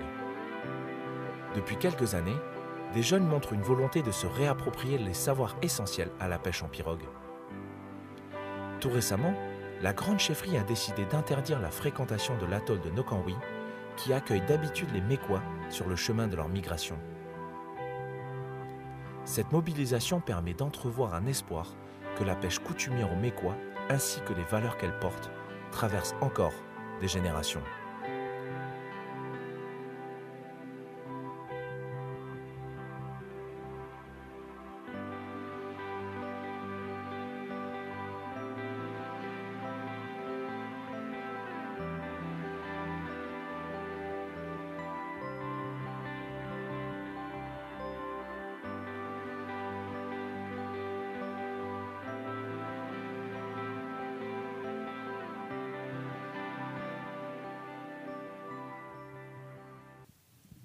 Voilà, après cette petite intermède, donc Marcelin effectivement nous fait la transition avec la diapositive suivante, à savoir que certaines pêches, la pratique de certaines pêches effectivement a cessé.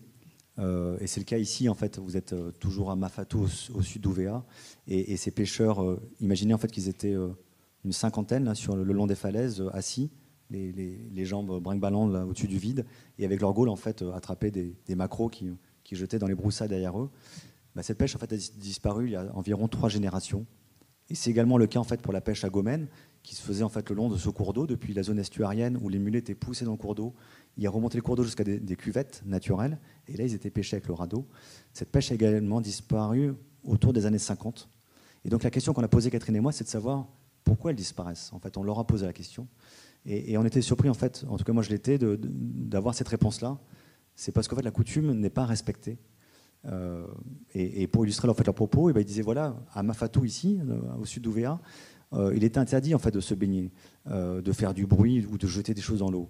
Il est également interdit en fait de mettre un filet en travers du passage des maquereaux. Maintenant en fait qu'on le fait depuis pas mal d'années déjà, en fait, les poissons ne viennent plus. Donc ils expliquaient en fait l'arrêt de cette pêche par effectivement le non-respect de cette coutume-là. Idem en fait sur cette pêche à Ouvéa, en fait, on a la particularité d'avoir en fait un caillou magique. Alors, je ne vais pas m'étendre dessus, il est déjà tard, mais c'est un caillou en fait qui est à terre, qui a quelques centaines de mètres du site et qui a le pouvoir en fait de retenir les maquereaux le long de ces falaises-là en fait, moyennant de faire un geste autour de ce caillou. Et ce caillou en fait, pour avoir son pouvoir de garder ses poissons à proximité du littoral et donc de pouvoir être pêché, il fallait qu'il soit entretenu, en tout cas le jardin autour. Et selon les vieux, également en fait, le jardin depuis plusieurs années, voire dizaines d'années, en fait, n'est plus entretenu. Voilà. C'est donc en fait ce qui explique, selon eux, en fait, la disparition de cette pêche coutumière à Ouvéa. Ce qui est intéressant, en fait, c'est que très peu d'entre eux, bien qu'ils soient plus nombreux à être aujourd'hui des témoins de cette pêche-là, mais en tout cas, ont cité en fait la surexploitation des ressources, la disparition des poissons, pour expliquer l'arrêt de cette pêche-là. Et pourtant, lorsqu'on les écoute, ils nous racontaient qu'en fait, autrefois, le long de ces falaises, il y avait tellement de poissons que c'était un tapis, un ruban noir qui longeait en fait le trait de côte, un ruban de maquereaux si dense qu'on pourrait marcher dessus. Et aujourd'hui, en fait, on trouve encore des maquereaux, mais effectivement, ils sont dispersés. On en a quelques-uns qui sont là. Et donc voilà, on constate quand même qu'il y a quand même pour certaines espèces, en tout cas celle-ci, visiblement une exploitation des ressources. Ce qui est intéressant, et pour conclure mon propos sur cette diapositive, c'est que les différentes interdits et tabous autour de ces pêches, également de l'autorisation de pêcher, enfin pas l'autorisation de pêcher, mais lorsque le gardien du site ouvrait la pêche ou la fermait, c'était finalement autant de mesures de gestion qui permettaient, si vous voulez, la pérennité des ressources. Voilà, donc c'est peut-être un rôle bénéfique indirect, en tout cas, c'est probablement effectivement une façon de gérer ce qui avait de manière traditionnelle ces ressources. Donc on ne va pas terminer sur une note trop triste quand même, dans le sens où beaucoup de ces pêches, et c'est ce qu'on dit aussi dans l'exposition, même si elles ne se font plus concrètement, elles restent dans les mémoires et on en parle, et donc le sens associé à ces pêches continue. De nouvelles pêches se font aussi. Et ce qu'on doit constater par rapport à l'île des Pins, par rapport aux techniques et aux matériaux, c'est qu'ils ont beaucoup changé. Les filets, par exemple, étaient en fibre naturelle, puis en coton, puis en nylon. On s'adapte à ces transformations de matériaux et on va aller pêcher d'une autre manière et dans d'autres lieux.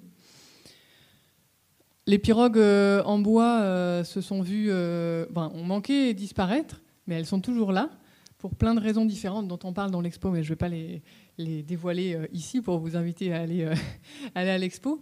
Mais il y a aussi des bateaux en aluminium, en fibre. Au niveau des moyens de locomotion, il y a des voiles, il y a des perches, il y a des moteurs. Et tout ça, ça entraîne des changements. Ça veut dire qu'on peut aller aussi un petit peu plus loin. Ça veut dire aussi que certaines espèces qui étaient présentes à un endroit et que qui se seraient déplacées pour diverses raisons, soit elles ont disparu, comme tu le dis, soit elles se sont déplacées et elles sont ailleurs. Il y a d'autres moyens pour aller jusqu'à elles, pour pouvoir éventuellement honorer son rôle. Les contextes sociaux se transforment aussi. Là, on a mis une photo d'un transport de touristes sur l'atoll de Nokanwi. Bon, c'était avant, il y a quelques mois. Dans les contextes sociaux qui se transforment, il y a plein de choses. Juste, on va relever qu'il y a de plus en plus d'économies marchandes, ce qui fait que on va aussi pêcher plus pour vendre. On va aussi emmener des touristes avec des bateaux à moteur dans des zones où ça peut faire fuir le poisson. C'est des choses que les gens ont aussi indiqué comme étant un problème pour pouvoir maintenir les ressources dans l'endroit. Il y a aussi plus d'emplois salariés, parfois loin du lieu de vie habituel. Donc les gens sont moins présents sur place. Ça transforme les pratiques, forcément. La scolarisation des enfants pour le collège, souvent, et pour le lycée, presque systématiquement, se fait loin de son lieu de vie. Donc ça veut dire que toute la famille, ou bien au moins les enfants accompagnés d'oncles ou des parents, sont mobiles et sont plus présents sur Nouméa ou sur une plus grande communauté, une plus grande ville qui accueille ces lycées. Et cette mobilité, si les gens ils sont moins présents, ils vont moins pratiquer quotidiennement. Ça, c'est évident. Pour autant, les week-ends, les vacances, c'est des moments où on va se rapprocher encore plus du platier, du récif, pour pouvoir transmettre aux jeunes et faire vivre ce qu'on sait faire, et faire vivre surtout le sens qu'on accorde à ces pratiques-là sur le bord de mer. Donc cette dernière diapo, là, c'est vraiment le sens, il demeure, le lien au platier, il demeure, le lien à la mer, il demeure, et c'est ces moments particuliers tels les fêtes coutumières qui permettent de reparler de ce lien et de le remettre en avant, mais aussi maintenant avec le tourisme, quand on reparle de ces liens et qu'on explique quelles sont les pratiques et les savoirs associés. On arrive donc à une partie qui était à peine prévue. C'est comme ça fait déjà 3 heures qu'on parle, on va arrêter. Mais si vous voulez en savoir plus, alors il y a deux ouvrages qui paraissent très très bientôt, voire qui sont parus et qui vont arriver. Donc le premier, c'est celui qui paraîtra en juin 2018, La Nouvelle-Calédonie, les récifs en héritage, qui est sous la direction scientifique de Claude Perry. Et dans cet ouvrage-là, il y a tout un chapitre avec plusieurs participations d'auteurs qui s'intitule « Paroles, pratiques et représentations autour des récifs », dans lequel vous retrouverez quelques éléments dont on a discuté aujourd'hui et d'autres choses. Et je te laisse la parole pour le deuxième ouvrage, puisqu'il te concerne très très fortement. Je crois que c'est une expo. Bon, si vous ne l'avez pas déjà encore vu, effectivement, on vous invite à voir l'exposition en salle Cavitara, juste à côté de la salle Sissia.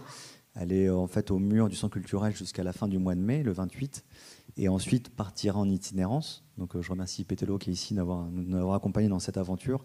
Et a priori, l'île des Pins serait peut-être la première destination qui accueillera cette exposition.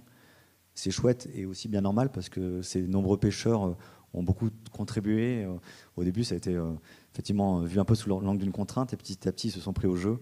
Et à la fin, en fait, c'est nous qui étions pris dans les mailles de leur filet. Voilà, en tout cas, c'est une exposition où vous trouverez à la fois certaines effectivement diapositives que vous avez vues là, mais également en fait pas mal d'autres panneaux et puis des outils.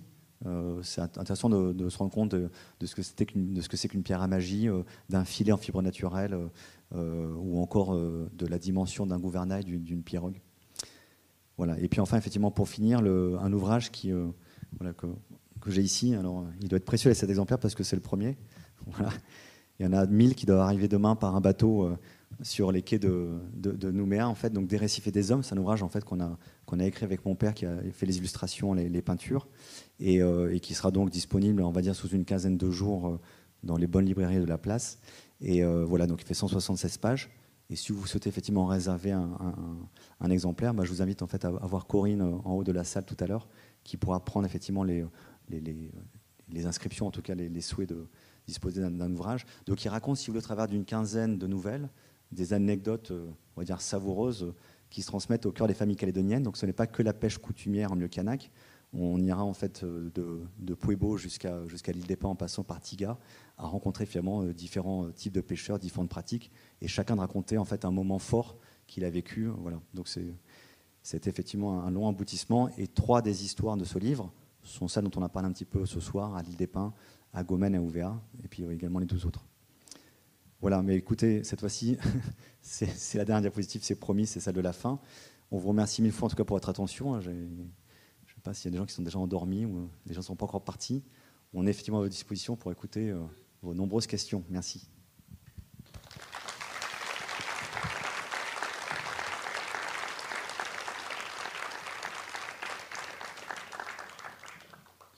Bien, merci Mathieu, Catherine, pour cette intervention.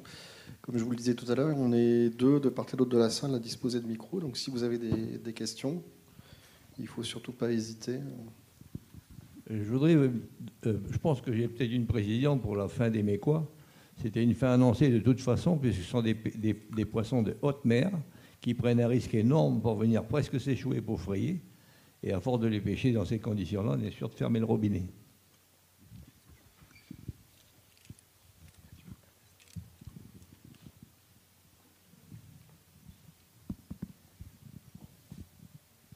Bon, donc c'est des poissons en fait qui qui sont comme des poissons qu'on trouve dans le lagon calédonien. C'est pas des poissons océaniques, hein, c'est pas des grands pélagiques, mais effectivement ils font des migrations et on les trouve à l'île des Pins à la période en fait où les algues simplement grandissent et sont là.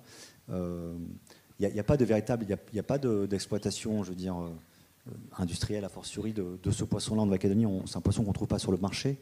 C'est un poisson effectivement qu'on va pêcher en tribu. Voilà. Et généralement les pêches, elles concernaient quelques centaines d'individus au maximum. Hein. Ça allait, on va dire, de 50 à 300 individus pour les plus communes. Mais c'est un poisson extrêmement farouche et j'insiste dessus parce qu'on l'a cherché et on ne l'a pas trouvé. Hein. On est sorti 3 fois en mer des journées entières. Ce poisson-là, à la bonne saison, avec les pêcheurs, avec le regard expert, un moteur de bateau suffit à les faire fuir en fait. Et lorsqu'on s'est rendu à plusieurs reprises sur le lagon de Nokonwi et de l'île des Pins, eh bien effectivement, on avait des navettes touristiques qui faisaient un sacré trafic. Et dans ces conditions-là, en fait, les pêcheurs nous disaient que ce n'était pas la peine de chercher le mécois, on va plutôt se rabattre sur le mulet. J'ai trouvé la Benjamine de l'assistance qui voudrait poser une question. C'est juste au fond, c'est là. Donc je lui passe le micro tout de suite. Il y a plus de mécois ou d'autres poissons? Je laisse ton père répondre. Lila, je t'ai dit de ne pas poser cette question. Mais les mécois, je pense qu'ils sont encore là. En tout cas, ils sont vus lorsqu'on va sur le sud, vraiment les récifs du sud. Donc sur des îles, en fait, ils sont éloignés du trafic. Voilà, mais ils sont plus aperçus à l'île des Pins, en tout cas beaucoup moins qu'autrefois. Cette année, en fait, on n'en a pas vu. Mais j'espère qu'ils n'ont pas disparu. Est-ce que d'autres enfants de Mathieu Juncker voudraient s'exprimer Connus ou non reconnus, enfin, c'est le moment. Bonsoir. Moi, je pose la question par rapport aux tortues. Je pensais que la tortue était protégée. Alors, j'ai vu l'exposition, hein, j'y suis allée tout à l'heure, donc j'ai une partie de la réponse. Mais est-ce que vous pouvez préciser comment ça se passe pour les tortues? Merci. Oui. Les tortues marines sont effectivement intégralement protégées en Nouvelle-Calédonie. Et les provinces nord et les provinces sud ont prévu, puisque la province des îles est en train de terminer l'écriture de son code de l'environnement, province nord et province sud ont prévu dans leur code la possibilité de dérogation pour des cérémonies coutumières. Donc c'est un processus qui est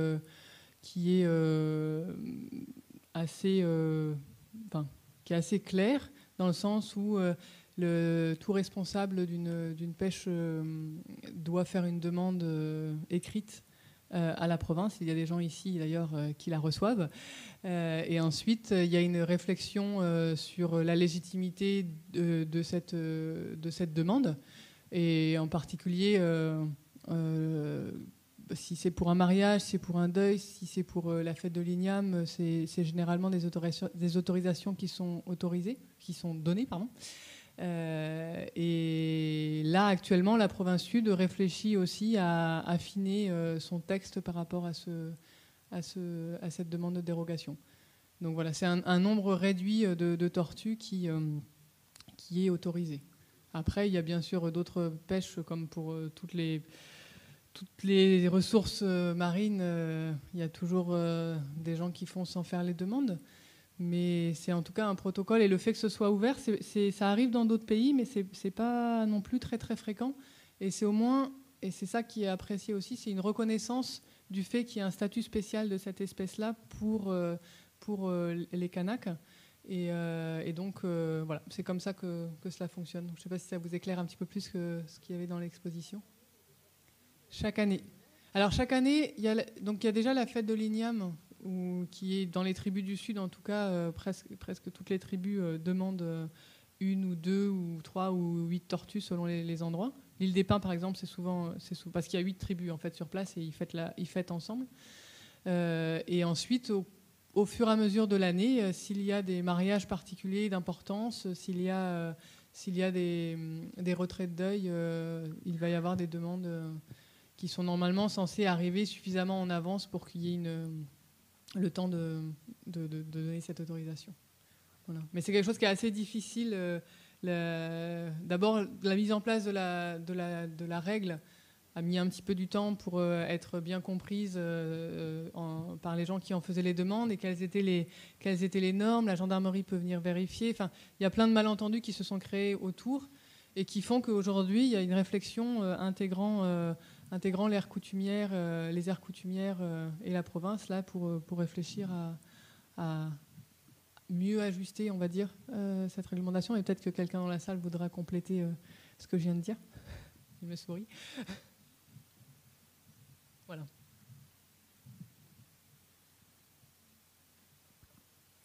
Oui, bonsoir. Je vous remercie de ces exposés. Et il y a un point qui m'a tout de même intéressé, c'est que pour aller à la pêche, il y avait énormément de conditions. Il fallait respecter beaucoup de choses. Et vous avez pu apparemment les suivre pour aller à la pêche. Est-ce que vous avez pu respecter toutes ces conditions? Et est-ce pas à cause de cela que vous n'avez pas vu de poisson? Ah, l'abstinence, il vient de répondre. Ce qui est certain, en tout cas, c'est qu'on est parti à la pêche et beaucoup de personnes savaient qu'on partait. Ça, c'est vrai. Mais après, pour les règles les normes de ce qu'on fait, ce qu'on ne fait pas en mer. D'ailleurs, c'est une petite chose que l'on n'a pas dit pendant la présentation. Il y avait un jeune de Yangen qui était avec nous lors d'une des pêches. Et lui, il a du coup appris en même temps certaines règles, comment est-ce qu'on le fait auprès de ses tontons à l'île des Pins. Et du coup, c'est un exemple aussi de quand on est nouveau dans l'endroit, dans le lieu et qu'on pratique cette pêche, on va demander. Donc il y a des choses, le fait de parler ou de ne pas parler, par exemple en mer, c'est des choses qui ont été dites. Donc on a respecté tout ce qu'on pouvait respecter, mais la dernière fois qu'ils étaient sortis, on n'était pas là, ils n'avaient pas eu non plus.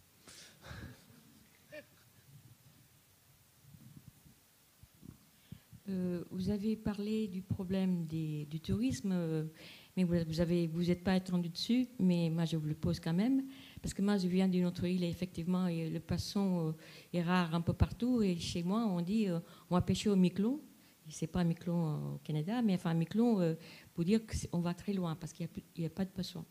Alors, je suis ici sur le Caillou depuis très peu de temps et je vois qu'on développe, on fait le nécessaire pour qu'il y ait plus en plus de touristes. Et dans un pays comme la Nouvelle-Calédonie, le tourisme est beaucoup plus tourné vers la mer, parce que vous avez vraiment un littoral assez exceptionnel. Comment concilier justement ce tourisme de masse qu'on voudrait développer ici en Nouvelle-Calédonie avec la pêche, bien que peut-être qu'il y a un peu de surpêche, mais néanmoins cette pêche qui se réduit pour les tribus et pour les rites coutumières. En fait, on arrive sur ce qu'on appelle des conflits d'usage, c'est-à-dire qu'on a un espace qui est le milieu marin et qu'on a différentes activités, celle de la pêche, celle du tourisme, celle éventuellement économique, d'exploitation diverses et variées.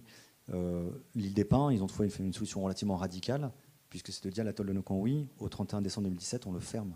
Plus personne n'y va, en fait, c'est une sorte de réserve intégrale, un peu comme la réserve Merlet. Donc il y a aussi d'autres questions foncières derrière, c'est pas aussi simple que ça. Mais en tout cas, en fait, ils espèrent, en protégeant cet espace-là, que les Mécois vont revenir, puisque ces poissons, on l'a vu, sont craintifs. Et donc s'ils sont plus dérangés, en fait, ils pourraient revenir, parce qu'il y a toujours ces immenses algueraies pour les nourrir. Voilà, donc ça c'est en tout cas une solution qui était une solution coutumière. C'était une décision en fait de la grande chefferie de l'île des Pins pour cet espace-là. C'est un exemple. Catherine, je te laisse là. Oui, je compléterai avec, vous parliez de tourisme de masse. Je pense que vous pensiez au bateau avec 1000 ou 2000 personnes à bord, voire 3-4 000. Oui. Même les petits bateaux qui vont avec les gros moteurs là, oui, dans la baie, enfin, un peu partout, qu'on voit les activités en mer, les skis, enfin, la voile, tout ça. Mais en tout cas, je pense que c'est deux choses assez différentes. Ce tourisme sur les gros bateaux où il y a il y a des réflexions en amont avec ceux qui les accueillent sur les sites où ils vont. Je parle des gros bateaux. Sur où est-ce qu'ils vont poser l'ancre. D'ailleurs, il y a des endroits où ils avaient été autorisés et maintenant ils n'y vont plus. Comment organiser aussi les lieux de baignade. Enfin, il y a des choses qui sont faites. On se rend compte qu'on va trop loin, on revient un peu en arrière et on change un petit peu les règles pour faire au mieux. Et ensuite, il y a bien sûr au niveau des provinces aussi des réglementations à ce propos, des règles aussi de vitesse, des règles d'accès, des règles d'ancrage, la mise en place de mouillage dans certains lieux. Donc faut jouer avec tout ça. C'est en tout cas comme ça que la Calédonie fait aujourd'hui. Et la volonté de développer le tourisme, elle est bien là et elle est vue aussi comme une alternative à d'autres activités telles la mine, telles d'autres activités qui pourraient avoir des répercussions sur le lagon. Donc l'idée, c'est de réussir l'envie est de réussir à ce que tout puisse se faire, mais en maximisant le respect des lieux et des espèces. Mais bon, là, après, on n'a pas la réponse complète. C'est un petit peu les différentes dynamiques qu'on connaît. Oui, bonsoir. Je voulais d'abord vous féliciter pour cet exposé passionnant. J'ai compris qu'effectivement qu'il y avait des échanges de poissons entre les tribus de mer et puis d'autres zones plus ou moins éloignées. Ma question en fait porte sur les tribus qui sont justement pas des tribus de mer, qui sont des tribus de terre et qui n'ont pas forcément accès à ces zones-là. Et je voulais savoir si les tribus de mer avaient le monopole sur les zones de pêche ou s'il y avait des accords pour que les autres tribus puissent éventuellement pêcher dans certaines zones qui leur seraient prêtées ou temporairement ou de manière permanente. Voilà. Je vais répondre. Je vais essayer de répondre assez rapidement, mais en tout cas, évidemment, tout le monde peut aller pêcher. Comme le disait Mathieu, c'est pas qu'on le fait. Faut pas le faire n'importe comment. Donc, quand il y a des lieux où on va pêcher, si c'est pas chez soi, même si on est une tribu du bord de mer et qu'on va pêcher dans la tribu du bord de mer d'à côté, logiquement, on va aller demander l'autorisation à ceux qui ont légitimité sur ces zones-là. Donc, ça se fait entre tribus de bord de mer, mais aussi avec des gens de la chaîne qui vont descendre pour pêcher. Donc ça, c'est sur la zone la plus proche du bord de mer. C'est souvent comme ça que ça se passe. Il y a aussi des îlots qui sont particulièrement liés à certaines chefferies. Et c'est généralement bien connu qui est-ce qu'il faut aller avoir. Et sinon, les gens demandent pour pouvoir le faire. Donc, il n'y a pas des accords écrits, mais il y a des connaissances de comment fonctionnent les règles, les normes.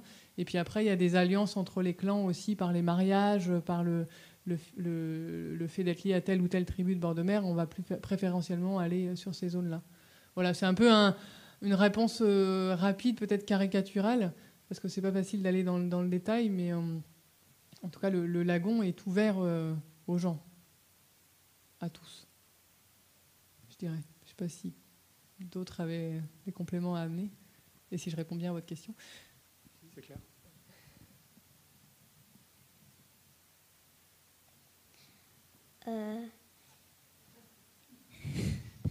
C'est pas la mienne, hein, je tiens à vous dire.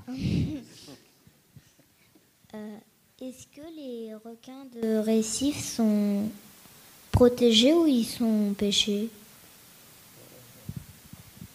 Alors en fait, les requins aujourd'hui en fait sont protégés en Nouvelle-Calédonie. Et ceux de récif, ceux qui vivent vraiment au bord de l'île, et puis également en fait les requins qu'on trouve au large. Voilà, donc c'est une chance effectivement que cette espèce, qui est aussi une espèce totémique, à UVA notamment, elle est effectivement protégée dans les 3 provinces. La province des îles, c'est les protections coutumières, c'est pas encore inscrit dans le code de l'environnement, mais en tout cas c'est effectif. Hein, il arrive que les requins soient pêchés malencontreusement dans un filet, on en voit quelquefois, mais en tout cas ils sont protégés. Il y aura aussi des dérogations comme les tortues.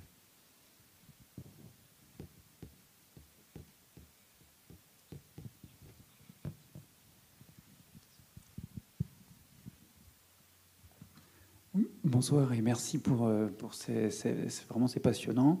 J'ai une question. Vous avez souvent évoqué la question des savoirs locaux.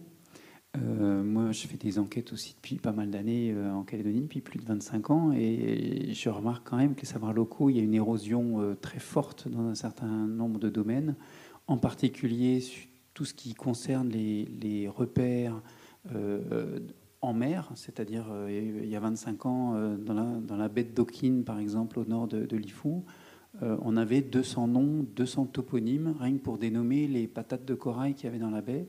Aujourd'hui, je crois qu'on en connaît encore une dizaine. C'est pareil pour les noms des poissons, par exemple. Hein. On a fait une enquête avec Marc Léopold il y a une dizaine d'années à Ouvéa. On se rend compte qu'il y a un certain nombre d'espèces qui sont relativement peu pêchées, dont on oublie assez facilement le nom. Est-ce que cette question de l'érosion des savoirs locaux est évoquée par les pêcheurs, par les anciens? Est-ce qu'ils en parlent? Oui, ils en parlent. Alors, on a un petit peu parlé des savoirs locaux à propos de la pirogue, notamment de comment on l'a construit, mais aussi comment se nomme chaque élément de la pirogue. C'est un peu en écho avec comment se nomme toute la diversité de tous les poissons, par exemple, ou de tous les noms de lieux. Les gens parlent d'érosion de savoir et c'est pour ça que c'est un petit peu gris aussi les photos de la fin, parce que ces savoirs, ils sont un peu perdus du fait que les gens ne sont pas présents. Et après, il y a quand même une volonté de certaines personnes et de certaines familles de revenir sur ces savoirs-là et essayer de renforcer, alors c'est des petits groupes de savoirs, on va dire, ces savoirs-là. Et après, quand je disais tout à l'heure que les gens avaient des savoirs très fins sur le récif, j'aurais tendance à dire, mais là je vais peut-être un petit peu vite, il y a beaucoup plus de savoirs sur le platier qui sont maintenus, notamment au niveau des noms de lieux, que ceux qui sont un peu plus éloignés. Mais c'est mon sentiment par rapport aux différents échanges que j'ai eus, mais c'est aussi les lieux qui sont pratiqués les week-ends facilement avec les petits-enfants ou avec les neveux et nièces. Mais oui, ils en parlent et ils s'en inquiètent, les pêcheurs qu'on a rencontrés. J'ai un souvenir qui m'a marqué à Ouvéa lorsqu'on a fait une enquête là-bas sur la pêche à Mafatou, la pêche à la Toulée, ce maquereau. Donc en fait, ils sont plus beaucoup en fait à avoir vécu cette pêche-là, puisque c'est en 1950. Donc avoir 20 ans en 1950, effectivement, ça fait un certain âge aujourd'hui. Et donc Lazare, le plus vieux, il a 87 ans, 88 ans. Et en fait, lorsqu'il a raconté l'histoire, ses souvenirs, en fait, j'étais amusé de voir en fait que toute la petite famille qui était en fait autour, elle s'est rapprochée en fait de la table. Et en fait, au fur et à mesure en fait, qui racontait un petit peu comment se déroulait cette pêche-là, qui l'organisait, le rôle, etc. de chacun, en fait, on sentait qu'il y avait une écoute attentive et comme si en fait eux-mêmes voulaient soit réécouter, soit apprendre ou réapprendre en fait cette histoire. Et en fait, je l'ai découvert également ailleurs, en fait, de presque l'opportunité finalement de ces enquêtes pour les petites générations de venir écouter l'histoire finalement qui. Est-ce qu'elle s'échange plus? J'ignore. Est-ce que les enfants sont occupés à d'autres activités? Mais c'était surprenant en fait de voir que l'intérêt que portaient les plus jeunes sur ces pêches disparues. Et puis il y a une petite chose en plus aussi, c'est que les vieux vont dire je transmets pas, mais c'est parce que aussi les jeunes ils viennent plus me voir pour transmettre. Donc il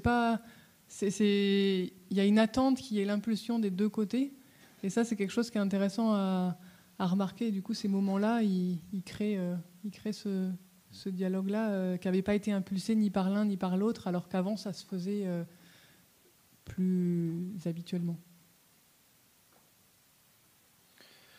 Ouais, pour rebondir sur cet aspect que vient d'évoquer Jean-Brice Reinschmidt sur l'érosion des savoirs et la transmission qui se fait peu ou qui se fait mal.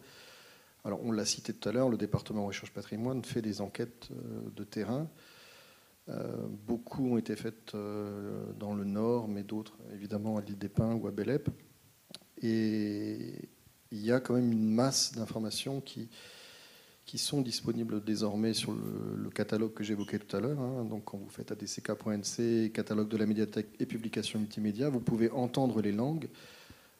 Et quand vous êtes locuteur, redécouvrir peut-être une technique, un chant, une généalogie, un aspect foncier, que sais-je. C'est-à-dire que le travail qui était réalisé depuis le 2002, il y avait parfois urgence à récolter de l'information, et information, comme vous l'avez dit, qui circulait mal ou qui ne circulait plus, et que certains peuvent se réapproprier aujourd'hui. Alors oui, c'est peut-être pas près d'un feu, mais en tout cas c'est une des pistes possibles pour cet aspect culturel. Et il y a déjà des personnes qui viennent spécifiquement au centre pour, par exemple, on en a discuté la semaine dernière avec Yvan, pour préparer un discours généalogique, ils viennent revoir et écouter ce qui a été collecté il y a 10 ans parce que le vieux est décédé. Et donc, la transmission qui était uniquement orale avant, là, il y a un mix entre les deux, entre l'oral, l'écrit, ce qui est collecté, ce qui ne l'est pas, ce qui est collecté et ce qui est transmis directement par les personnes. Et voilà. Puis l'irruption de la modernité, c'est-à-dire que le numérique permet aussi de consulter hors les murs ces informations quand on est loin de Nouméa, mais qu'on a quand même accès à un ordinateur et à Internet. Voilà. Et je dois avouer, en fait, peut-être de la part des quelques vieux pêcheurs que j'ai pu rencontrer, qu'il y a vraiment un souhait de vouloir transmettre. C'est-à-dire que lorsqu'au cours des enquêtes qu'on a pu mener, en fait, on a eu finalement très peu de difficultés. On a fait un geste, on est accompagné, on empruntait les bons chemins. Mais en fait, la porte s'ouvrait tout de suite. On a eu finalement beaucoup de facilité à accéder tant à OVA en fait, qu'à l'IDEPIN et ailleurs. Hein. Ce livre aussi, c'est une quinzaine d'histoires Julien Cadenis. En fait, finalement, les gens en fait ouvraient leur cœur parce qu'ils parlent aussi avec leur cœur et leur mémoire et souhaitaient finalement la partager. Donc, j'ai ressenti presque une attente. Finalement, c'était bienvenu et relativement facile. Il y a d'autres histoires encore à collecter sur d'autres thèmes que la pêche. C'était un prétexte pour découvrir les gens. Est-ce qu'il y a d'autres questions à collecter ce soir ? Bonsoir, merci pour votre travail. Ma question est la suivante, c'est comment est-ce que les tribus et les clans de la mer perçoivent la réglementation qui est mise en place par les provinces au niveau de la protection du lagon, que ce soit les réserves, les espèces protégées, les saisons de pêche. Est-ce que c'est développé avec leur savoir et leur connaissance ? Est-ce que c'est raccord avec ce qu'ils ressentent ou pas du tout ? Et est-ce que chacun fait sa soupe de son côté ? C'est pas une question facile. Et en tout cas, il n'y a pas une seule réponse parce que voilà, il y a une grande diversité dans les habitants et donc chacun voit les choses différemment. Je dirais que bien souvent, on entend que c'est important de protéger et donc, alors de quelle manière ça, il va y avoir des règles de la province qui sont ou des provinces qui sont appréciées, d'autres qui le sont moins. Je sais que là, dans le travail qu'on mène dans le Nord sur les pêches, la question de la taille des poissons, quand la taille diminue, les pêcheurs s'en inquiètent en particulier et se disent mais tiens, il n'y a pas de réglementation sur la taille vraiment sur cette espèce-là, est-ce que ça ne devrait pas être le cas ? Donc, et il y a quand même de plus en plus d'échanges. Les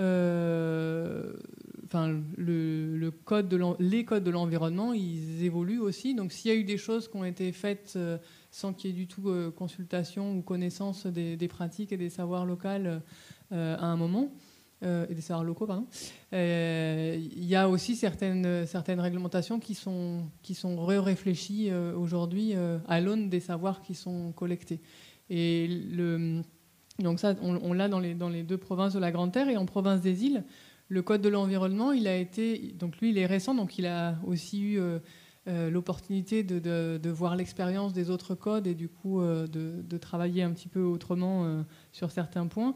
Et il y a plusieurs réglementations qui vont être faites sur la base des savoirs et des pratiques locales croisées avec les enjeux écologiques identifiés. Donc là, ça va être plutôt de l'ordre, je parle souvent de négociation. Voilà, l'idée, c'est de prendre en compte à la fois les enjeux sociaux et les enjeux écologiques quand on crée des textes de réglementation d'usage de l'environnement.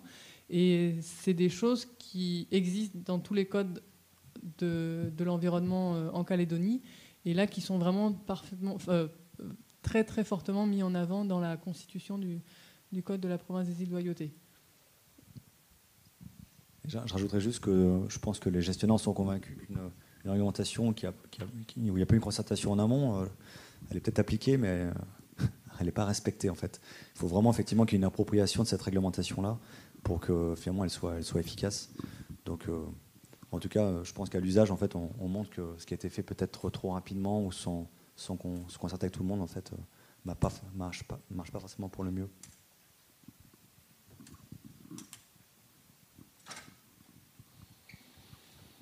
Bien, écoutez, s'il n'y a plus de questions, on va se quitter. Juste un indiqué que la prochaine opération qui se déroulera ici, ce sera une projection. Vous avez peut-être vu l'affiche en entrant, donc la projection d'un film musical autour d'un groupe de reggae maori qui s'intitule The Pa Boys, donc le 12 avril à 18h15. Et vous êtes les bienvenus. Merci à tous. Merci. Merci à tous, effectivement.